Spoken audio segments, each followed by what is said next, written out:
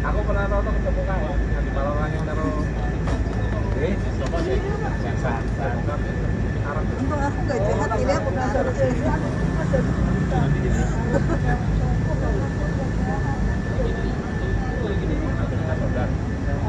udah pergi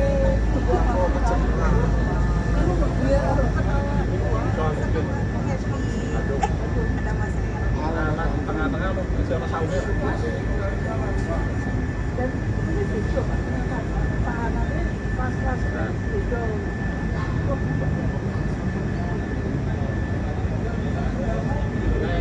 rakyat selatan ada dekat itu gue tapi nih bos-bosnya itu gue takut saum saum bisa orang di rumah nih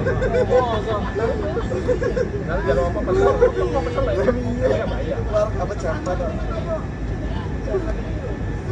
welcome punya lah